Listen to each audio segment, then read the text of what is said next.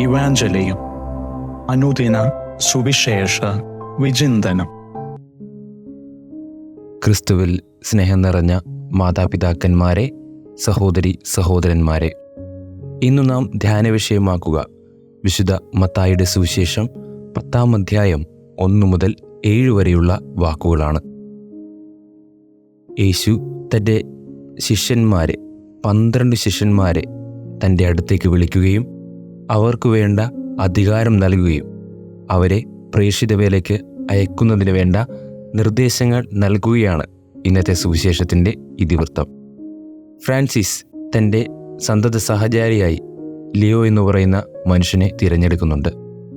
അതിനുശേഷം നിക്കോളാസ് കസൻസാക്കിസ് തൻ്റെ പുസ്തകരചനയ്ക്ക് ശേഷം ഇപ്രകാരം ഒരു വാക്യം എഴുതി വയ്ക്കുന്നുണ്ട്: ഫ്രാൻസിസ് ലിയോയെ തിരഞ്ഞെടുത്തത് അവനോടുള്ള ഇഷ്ടം കൊണ്ടോ അവൻ്റെ രൂപഭംഗി നോക്കിയിട്ടോ അല്ല, മറിച്ച് തൻ്റെ ഒപ്പം അവനുണ്ടായിരിക്കുമെന്നും തനിക്ക് താങ്ങും തണലുമായിട്ടും തൻ്റെ വേലയിൽ ശുശ്രൂഷകനായിട്ടും അവന് ഞാനും എനിക്കവനും ഉണ്ടാകുമെന്നുള്ള ഉറപ്പിന്മേലായിരുന്നുവെന്ന്.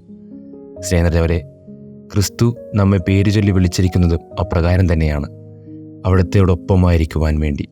അവിടുത്തെ ശിഷ്യന്മാരും സ്നേഹിതന്മാരുമായി നാം മാറുമ്പോൾ അവിടത്തേക്ക് ഇഷ്ടമുള്ളത് എന്താണെന്ന് തിരിച്ചറിഞ്ഞ് അതനുസരിച്ച് പ്രവർത്തിക്കുവാൻ ക്രിസ്ത്യാനിയായ നാം ഓരോരുത്തരും കടപ്പെട്ടിരിക്കുന്നുണ്ട്.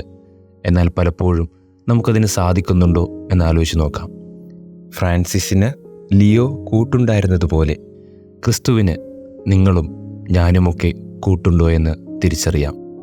അവിടുത്തെ ആവശ്യങ്ങളിൽ കൂടെ നിൽക്കുവാൻ, അവിടുത്തെ പ്രവർത്തനങ്ങളിൽ ചേർന്ന് നിൽക്കുവാൻ, അവിടുത്തെ ആഗ്രഹങ്ങളിൽ ഒപ്പമായിരിക്കുവാൻ നിങ്ങൾക്കും എനിക്കും സാധിക്കുന്നുണ്ടോ എന്ന് ആലോചിച്ച് നോക്കാം.